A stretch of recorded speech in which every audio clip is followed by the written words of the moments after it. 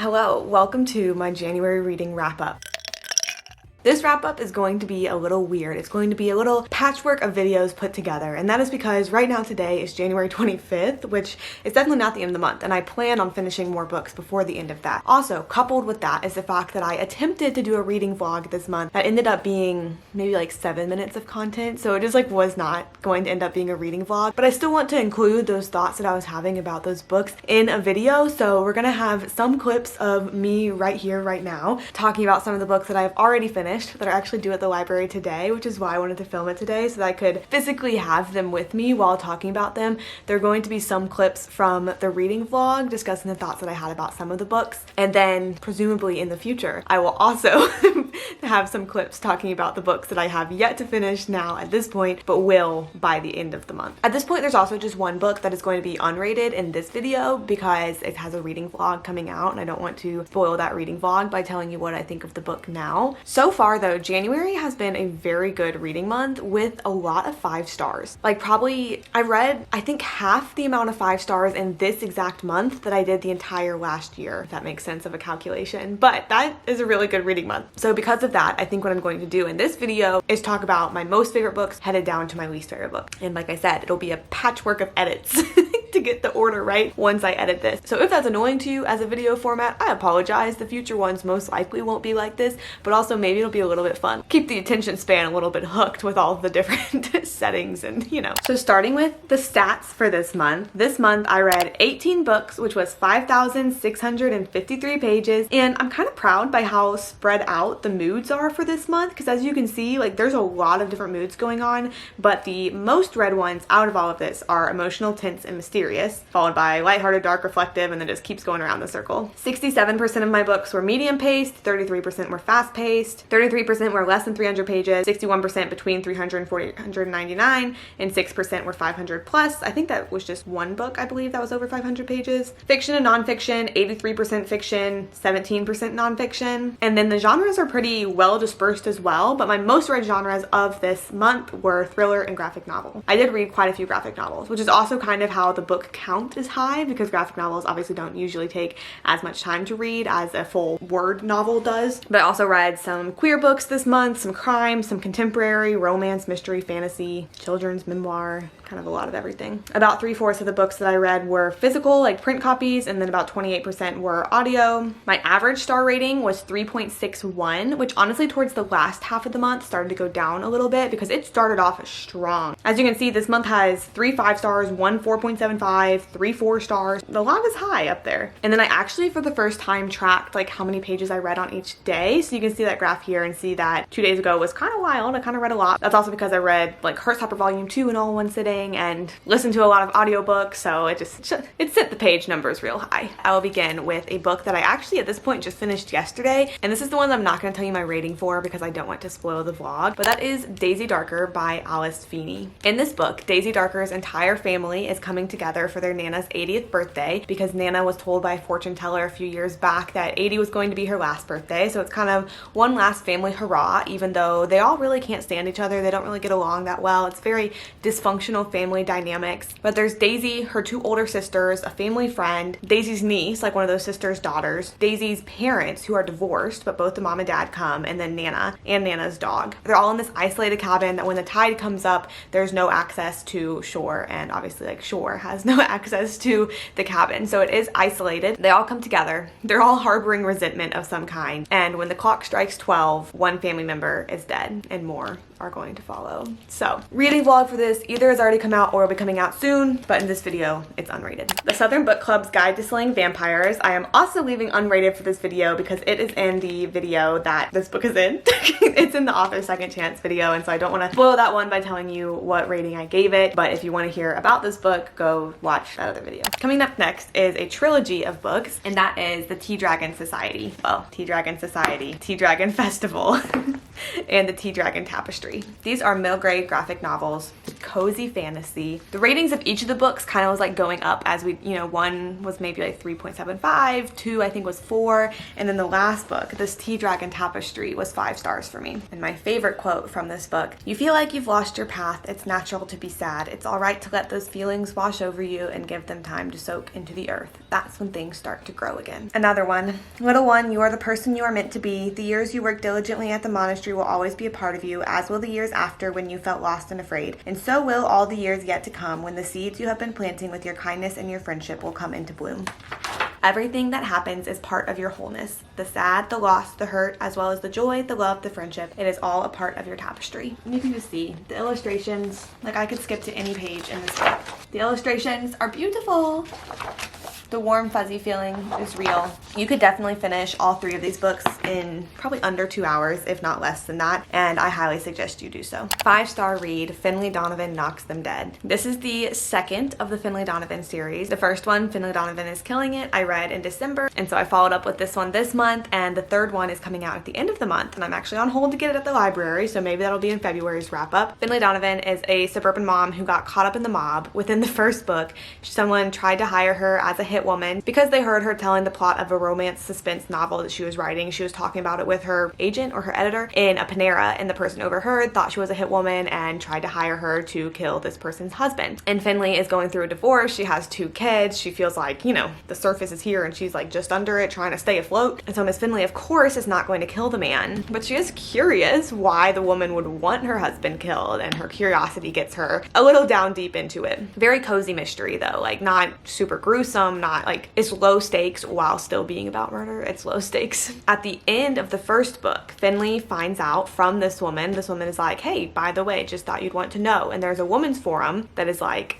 undercover hit woman, people trying to, you know what they're doing. And someone is offering a lot of money for a hit on Finlay's ex-husband. That's how the first book ends. So obviously the second book picks up there, and Finlay is trying to figure out who wants her ex-husband dead, because she didn't do it, but like who else would have motive? Like, what's going on there? Is he safe? Are her kids safe? It's fast-paced, it's lighthearted, it's funny. It's exactly the pick-me-up that I needed. Like, whenever I read the first one, it was exactly what I needed at that time. Whenever I read this one, it was exactly what I needed at this time. And I gave it 5 stars. 5-star read, Beartown by Fredrik Backman. Going into this book, I didn't know any of the plot really. I just kind of knew the vibes that people talked about, and I also knew that I have heard so many people be like, "That is my favorite book. I love that book." Immediate 5 stars. And honestly, I think I knew within the first third at least that it was going to be a 5 stars for me too. Super atmospheric, and also just super beautiful writing about relationships in a small town and a tragedy that occurs, and how the small town is handling that tragedy, both in the good ways and in the bad ways. Just picture like winter, snow, hockey town. You love pretty much all of the characters, even the ones that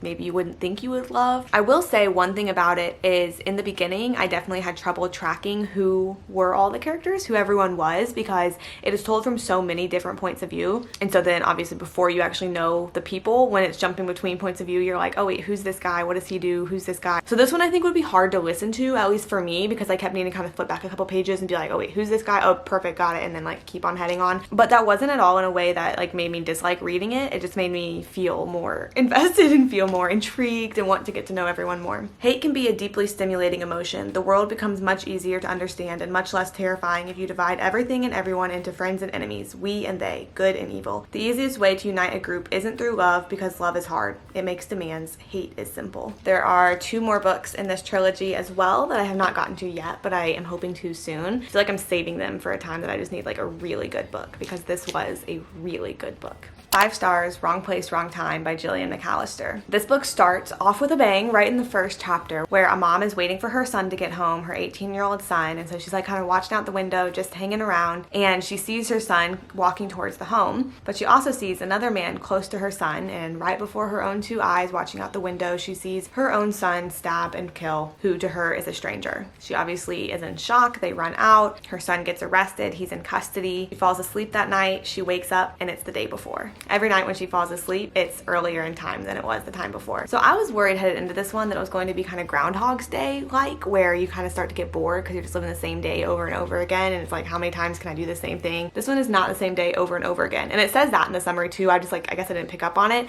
but it does jump back to different days each time. And in it, our main character, the mom, is trying to figure out like what was the turning point, like what led up to this crime happening. She starts to find out things that maybe she should have picked up on but didn't, or things that she really had no chance of knowing or of picking up on, but she's uncovering as she works her way through the past. I loved this book. It was for a book club, and some of the people in my book club said that to them it felt like a slow start, and maybe it was around page like between 100 and 150 that it really started to pick up. For me, I think because I saved it until kind of right before book club to read it, I felt a pressure to read it, so I didn't really feel that it was dragging, but I also like sat down and read it in not one span of time, but like big chunks of time at times. So I didn't find it to be slow, but I did hear that from some other people. But it is so interesting finding out details leading up to an event in reverse. And then also the time travel element, I don't think I would want to read so many, like a lot of books with that incorporated, but it was very interesting for this book, and I did enjoy the way it did it. Because what's interesting with the time travel element in books, and any different type of book, is that you don't know the rules of like the time travel or the time loop that she's in, because obviously the author gets to create them. There's no like real rules for that. So she's like kind of doing experiments and trying to figure out like, when am I going to be able to start living forward again? Something that she deals with is the fact that when living backwards, anything that she does in a day, essentially to her in that moment doesn't matter because she never sees the consequences of it. And that can be like obviously big things, like life-changing things. And that can also be like one afternoon she cleaned her kitchen as she was thinking, and then obviously when she woke up the next day, that was actually back in time, her kitchen was dirty again because like she hadn't cleaned it yet. So that part was kind of crazy. I ended up really liking this book. I predicted a couple of the twists, but definitely not the big ones. And so those were fun and shocking. And I think they were shocking enough twists while still being convincing. Because you know, sometimes books will have like this big twist and you're like, there's literally no way that I could have known that. Or like, that doesn't really seem like it's true. Like whatever it may be. And this one, it was like, oh, like no way. But it felt very convincing that it was real. I ended up getting some like warm fuzzy feelings towards the end, which is how this ended up being a 5-star for me, because I love that warm fuzzy feeling with book. For the most part, in wrap-ups, I'm going to try to stay away from any type of spoiler, especially because this is one that I think that you should read. But I do want to just like briefly discuss something at the end. So if you have not read Wrong Place, Wrong Time, and you are planning to, which if you haven't read it, you should be planning to, skip until where this like spoiler bar is no longer on the screen. I'm gonna give you like a chance to get there because I don't want to spoil it for you, but also I just feel like there's stuff I need to talk about. Okay, my favorite part of the book, which this isn't even something because it's so like kind of cheesy, but somehow the way this book did it, it just hit deep. But the fact that at the end, Jen and Ryan still ended up together, even though they had like this whole different love story, but it's like, oh, they were meant to be, so they were gonna be together in any universe. Like something about that I just really love. And then it was so wild to me to think of the fact that Jen didn't know all of the stuff that like had gone on when she was living backwards, because I don't think stuff like that is real. I don't think people are actually living in time loops in real life, but it is interesting to think about the fact of like there are so many different realities or like different paths that we could take, and like the small things now will like change the trajectory just enough that your life could be totally different in the future. And like Jen had that weird sense of deja vu, but like when she woke up again the next day, she didn't know how she spent all of her previous time leading up to then. So it makes you think like, oh, have I ever? Like, I don't know. For me, the fact that Cleo/Eve and I can't remember her son's name now, but the son, the fact that they ended up still together too, that one was when it like took it a little bit too far for me, where I was like, okay, now this is just cheesy. But I did like the fact that Ryan and Jen stayed together. Welcome back if you skipped the spoilers. We're done with them, don't worry. 4 stars, 400 Souls, which is a series of short stories, I believe. I listened to it, so it was kind of hard to tell the format of the book. Like as I was listening to it, it had a whole lot of different narrators. So I don't know if that means that a whole lot of different people wrote the book too, or if just for the audiobook they had a whole lot of different narrators. But 400 Souls goes through 400 years of African American history and Black history in America, starting at 1619 and then ending in 2019 because it was published a little bit ago. Each part is 50 years, and then they have chapters that cover 5 years in those times. So what is really cool about it is because it zooms in so much in history, you get what was happening in each of those 5 years. Whereas I think lots of times a lot of those years are just lumped together, or even it's like, oh, pre-Civil War, post-Civil War. Oh, we know know, about the Jim Crow era, like just things like that, where really, obviously, it's a lot more nuanced and there's a lot more stories. And so that's why, like, the title is like 400 souls. Like, there are so many souls of people that have existed in that time, that have been impacted by events of that time. And so I feel like I learned a lot. It is a lot of history, so I do think if you're going to either read it or listen to it, it might be one that's good to like listen to in chunks at a time, so you can, you know, like listen to a chapter and then kind of chew on it for a little bit and then continue on with it, because it is a lot of history, but it is very important history. And like I said, the zoomed in nature of it I think is very beneficial and sets it apart from some other books because it goes so in depth of each chunk of 5 years. So this one's a highly recommend. The reason I gave it 4 stars instead of something higher is really just because it's straight history. Like, it's so much history. And so it's really good to read, but also like you do kind of have to power through it because it's like, this is a lot of information I got going on here. A nice 4 stars was Heartstopper Volume 2. I finally got my hands on Volume 2. I read Volume 1 back in December, and that one I gave a 3.75 just because it was incomplete by itself. And I think once I finish all of them, I'll probably just rate the whole thing as a whole because all of them need each other. But basically in Heartstopper Volume 1, Nick and Charlie kind of meet and become friends, and then they share a little kiss.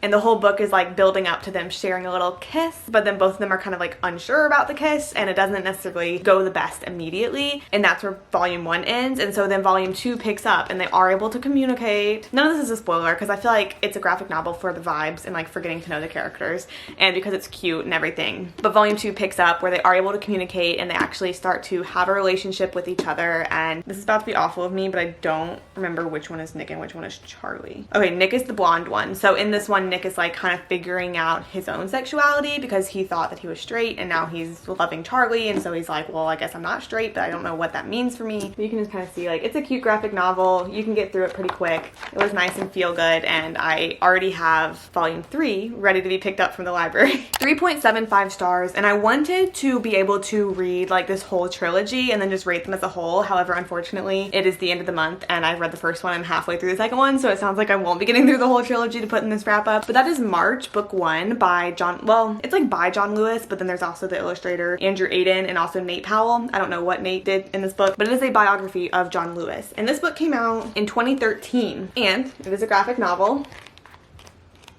that truly is just going through the life of John Lewis. So he obviously was a very important man who played a very important role as far as civil rights goes, and then he later became a congressman. I haven't gotten to that part in the book yet, but it's interesting because the way that he's telling his story is like we're in the present day. He is about to attend the inauguration on January 20th, 2009 of, you know, Barack Obama. He is about to attend that inauguration, and it's like as he's getting ready, these 2 little boys come in with their mom because they wanted to meet him, and he like kind of starts telling his story. So that's kind of interesting because it's like in the graphic novel you see his older version, but then you kind of flash back to see like when he was a kid, and in this one they start doing sit-ins and you kind of see like how he got involved in the civil rights movement. And then like I said, I'm reading book 2 right now, but I'm not done with it, but it is a trilogy.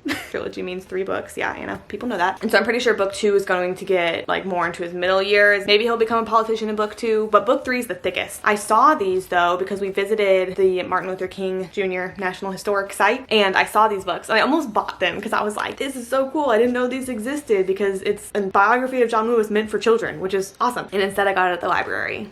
But I do have, I think both 2 and 3 are in my work bag right now because I'm trying to get through them. But as you may remember, John Lewis unfortunately passed away, was it 2020? Maybe late 2020, early 2021. And he's a very important man to know about. 3.5 stars, The Fastest Way to Fall by Denise Williams. This is a 3.5, not at all because I disliked it. It was a cute romance, but it just wasn't all that deep. It didn't hit me all that deep. But in this book, we have Britta, who is currently an assistant at a magazine, but is hoping to become a writer. And she gets this opportunity to start writing a piece, kind of like a social media project with one of her coworkers, where Britta is going to be reviewing FitMe, which is a new fitness app that has like personalized coaches online, like, you know, the kinds that are in real life that are like that too. And her coworker is going to be reviewing another app that is kind of similar. And the big thing with Britta's app is that it is very much not a weight loss journey. It is just a fitness journey. So there are times throughout the book when people are like, oh, congrats on your weight loss journey. And Britta's like, I'm not on a weight loss journey. I'm just running. Like, I'm just having a good time.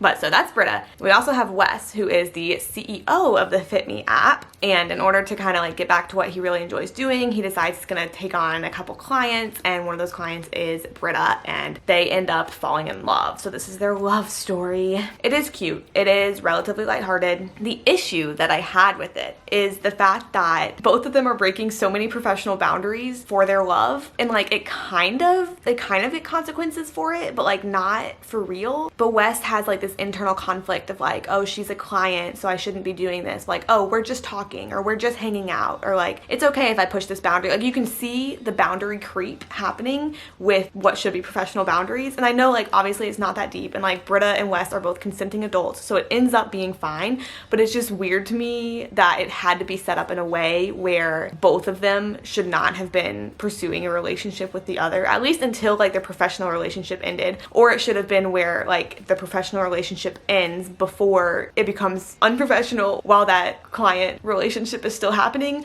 Like that just started to feel a little icky to me. And then it also deals with like some heavy topics, but I feel like not in a way that it goes too in depth with them. It's more like, oh, I'm going to give this character depth by saying that they've been through a lot, and like we get to see that. I don't want to tell you, I mean, it's not like a big reveal or anything, but like for example, things that happen with Wes's family are like heavy things, but it feels as though it's written in a way that's like, look, Wes is a deep character because look at what's going on in his family. You know what I mean? Instead of being like super meaningful. So 3.5, if you see it and it's available, I think it's a good read, but it's not life-changing. 3.25, The Wish by Nicholas Sparks. I listened to this one. It was an audiobook. It was all right, but I think I would have enjoyed it a lot more if I had listened to it whenever I was younger, like maybe like early high school. I would have absolutely loved this love story. But it follows our main character, whose name I cannot remember. And in current day, she owns an art gallery, I believe, but like digital art photographs. And she also has a terminal cancer diagnosis, and it is getting closer to the end for her. So right off the bat, you're like, oh, Nicholas, you were going to be pulling at the heartstrings, aren't you? And it does kind of feel like the book is written in a way where it's like weaponized empathy. It's like I have no choice but for my heart to get broken, right? And yeah, I have no choice but for my heart to get broken. I didn't cry, but it was because I was like annoyed at how sad it was. If that makes any sense. I was like mad at Nicholas Sparks for making me feel that way, and so I didn't cry. But that's in present day, and she has like this young employee who's kind of like getting to know her and asking about her life and everything. And so she starts telling the story of like when she was younger, and it was a time when she was pregnant when she was 16, I believe, and her family sent her to live with her aunt who lived in the Outer Banks of North Carolina. And so we also get that timeline of getting to see her when she was young, and we get to see a love story that occurs at that time. It is interesting. I feel like the narrative is good. The male love interest very much gives Junior ROTC vibes. Another quality that I have is that it throws in one-liners that are like anti-abortion, and it just didn't feel like the time or place. Like you're telling me the story and I'm not trying to hear like opinions that don't fit into this. You know what I mean? It just, those are the things that kind of irked me with it. But as far as the story goes, if you need a good cry, I think this book could get you there. I think it could. And it was interesting. Like I have thought back to it a couple times since reading it. So that says something. Memphis by Tara M. Stringfellow. This came out in April of 2022, and it is a book that is tracing 3 generations of a Southern Black family in Memphis, as you might be able to guess. So it's telling stories in various different years from a daughter, a mother, and her mother, to 3 generations. I'm about 25% of the way into it so far, and I am enjoying it because I do enjoy stories like this where you get to go through generations and just like hear people's stories and get to know people. This is a debut novel though, from a debut author, and it's not often that I pick up on ways writing could be better, but I am noticing that I think I could tell that this was a debut novel even if I didn't know it going in, just because sometimes the timeline has been confusing so far because there's already the 3 different perspectives, but then there are multiple different years, like different time periods that we are hearing the different perspectives in. So like as a child, as an adult, and all the 3 generations, which I think is a really cool idea, but there have been times when it's out of order and it's kind of hard to track where I'm at in the story. It is actually the next day and I have finished Memphis, which I'm feeling very proud about because it is due at the library tomorrow, and so I was feeling some pressure and I wasn't even sure I'd be able to finish it, and it is the day before and I am done. Mixed feelings towards this book, and I almost feel like I need to break it into like several different categories to even rate it. I put it as read as on Goodreads and on Storygraph, and I have not yet given a rating because I don't know what I want to do with it. But the characters and the idea and the vibes I feel like that the story curates are so good. Like, that part is so good. You can tell that there was a lot of love put into this book and a lot of like heart put into this book, which is awesome and is what I enjoyed in it. And so the part that is holding me back from rating it very highly is that the writing tripped me up sometimes. So this is a story following 3 different generations of women. There is Hazel, who I'm going to say she's the grandma, but also like we meet her when she's young too, so she hasn't obviously always been a grandma. Hazel, and then she has 2 daughters who are Miriam and August, and we get chapters from their points of view as well. And then Miriam has 2 daughters who are Joan and Maya, and we get chapters from the point of view of Joan as well. The parts of the writing that really tripped me up are the fact that we skip around so many different years. So every chapter is from a different point of view, like it just shuffles around, and then it's also from different years in that person's life. And I think what she was trying to do with like having different parts of the story unfold at different times, but it was not at all chronological, even within the same year. Like, we would have a chapter from like Joan in 1995. Okay, cool, the happenings happened in that chapter. We'd have a couple different chapters, and we'd come back to a Joan 1995 chapter, and that chapter events would have happened before the other 1995 Joan chapter. So it was things like that that felt confusing at times. Like, where are we? What do they know at this point? What's already happened? That part was hard. There were also some details that I just kind of got lost in. Like, in the very back half of, like, not even half, the very back parts of the book, there was still a lot of time being spent describing the house that we'd spent the entire book inside. So it was kind of weird to like have this picture of the house in my head based on like previous descriptions, but then every chapter it's like, oh, and then on this wall there were all of these like paintings or like pictures, and the roof was shaped like this and all of this, when I felt like we've already spent so much time in this house, and now all of a sudden I'm learning that like it had a pointed roof. And not that that's important or like changes the story, but just the descriptions felt a little funky there too. So I will definitely read future books that come out by this author, and I think that most likely with more experience, who am I to critique someone's writing? Like, I am not an author myself, but I think with more experience, her stories will be able to come across in a way that maybe I don't get tripped up in the writing as much, because it really, like, the characters were good and it's good stories to tell, and there were several like really, I feel like, just beautiful scenes in here.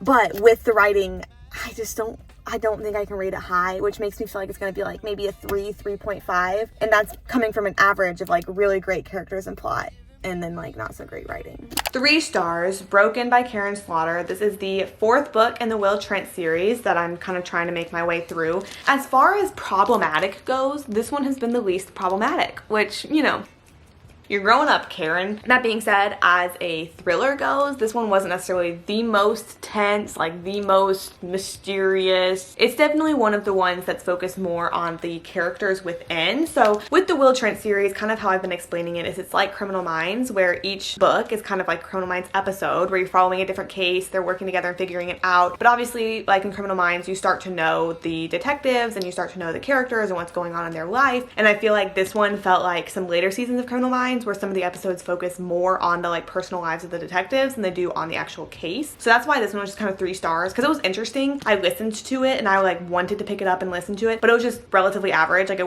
it's not a must read at all. I didn't feel shocked. It wasn't gory, which I don't need, but it wasn't gory. So it was all right, and I'm going to continue the series. And like I said, I think this one's been the best in not being problematic, because some of the previous ones have been. 3 stars, Greenwich Park. I also listened to this one. I feel like I need to pull up a summary for this one because I don't know how to describe it. Helen's idyllic life, handsome architect husband, gorgeous Victorian house, and cherished baby on the way after years of trying, begins to change the day she attends her first prenatal class and meets Rachel, an unpredictable single mother-to-be. Rachel doesn't seem very maternal. She smokes, drinks, and professes little interest in parenthood. Still, Helen is drawn to her. Maybe Rachel just needs a friend. And to be honest, Helen's a bit lonely herself. At least Rachel is fun to be with. She makes Helen laugh, invites her confidences, and distracts her from her fears. But her increasingly erratic behavior is unsettling, and Helen's not the only one who's noticed. Her friends and family begin to suspect that their strange new friend may be linked to their shared history in unexpected ways. When Rachel threatens to expose a past crime that could destroy all of their lives, it becomes clear that there are more than a few secrets laying beneath the broad-leaved trees and warm lamplight of Greenwich Park. It was alright, but also the book basically is that entire summary. Like, you go in getting, I think, exactly what you expect to get. There's nothing too jaw-dropping. It's not like too tense on the edge of your seat, but I feel like it's written fine and it is pretty interesting. It just wasn't jaw-dropping at all. And I kind of like for my jaw to be dropped.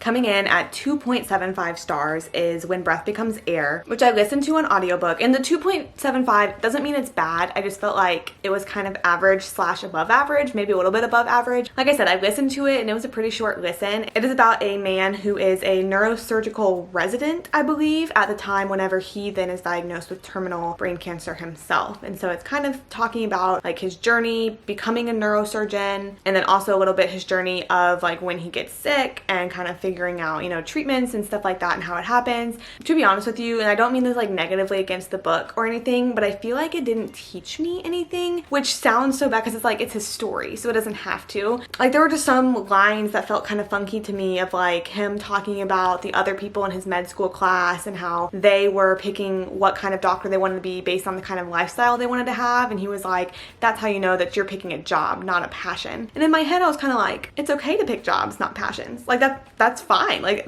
that makes sense to me. So you can tell through the book that he really loved what he did, which is awesome. But I feel like that's what I learned about it. The part that really moved me though, and I almost want to hear like more from her writing voice, but his wife wrote the last chapter of the book and kind of gave like her perspective and also like what has happened since he was no longer able to finish his book and like everything like that. That chapter really got me, but just overall as a whole, I've read better memoirs, which I feel bad saying, but that's just why it wasn't a favorite for me. 1.5 stars. Femlandia by Christina Dalcher. Should have checked before saying this, but Femlandia I finished in like 2 days. Like it was interesting enough that I kept listening to it, but it ended up just being weird. The premise like in the summary is basically that it is the USA, little dystopian era, whenever there's a humongous economic recession and everyone basically like no one has food anymore. The grid is like off the grid, like no water, no electricity. People are looting, people are, you know, turning violent, like everything that I hate about dystopians that feel too real, or I'm like, oh gosh, this doesn't seem too far off. That's just the anxiety talking, don't worry. But we're in that in America, and we have the main character whose name I can't remember, even though I literally finished the book this morning. Main character and her daughter, who for the first little chunk of the book are kind of fighting for their lives, you know, in this dystopian world, but the main character's mom started all-female cults a few years back, a lot of years back, maybe a few decades back, and that's what Femlandia is. And so our main people are like, well, maybe we can find refuge in Femlandia, and they show up there and it's a cult and their whole thing is built on like obviously anti-patriarchy, and so no men are allowed at all. The author does not discuss anything beyond the gender binary to her for this book. You're either female or you are male, and I think she probably did that. Like I think she just ignored nuance to make the book simpler, but also like you can't ignore a whole chunk of population, you know, it just doesn't quite work like that. But so no men are allowed into this little colony, and they are entirely self-sufficient, doing their own food, water, they have wells, all of this stuff. And so main character and her daughter show up there and they seek refuge, and it just doesn't end up being, you know, as pretty as they maybe would hope it would be, but it's like their only choice is to be in this cult because the outside world really isn't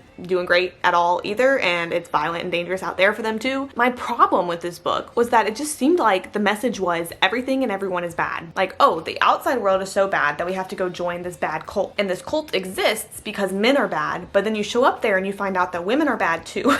So it's like, why am I reading this just to find out people are bad? Like, I know, I know that. I found no hope in this book. I found no humor in this book, and I don't think it was written to give me either of those. I think it was written to like, going into it, I thought it was going to be like feminist literature where it's like, oh, what would happen if it was just all women living together and we didn't need any man? Like I was kind of expecting that, and instead it was like anti-feminist narrative. It's like, well, maybe give some men a chance. Whereas if we're going to be in this fictional world, I want to find out what happens if men are bad and girls just get to live together. But I didn't get to find that out. Basically, it was just as if it were like not all men, and I felt surprised by that because that's not what I was going in to read. Okay, it's me from the past doing this conclusion, so I don't know, like I said, all of the books that are being included in here, but I hope you enjoyed today's video. I hope you found some recs or some anti-recs that you will either be reading or not reading in the upcoming future. If I don't have a reading vlog up before this one and it literally was December wrap up and then the next video posted was January wrap up, I apologize for that. We're working on it, we're getting better, but we're not great at it yet, you know? Subscribe before you go so that once I become great at it, you'll know, you'll be able to watch. And I'll see you next time.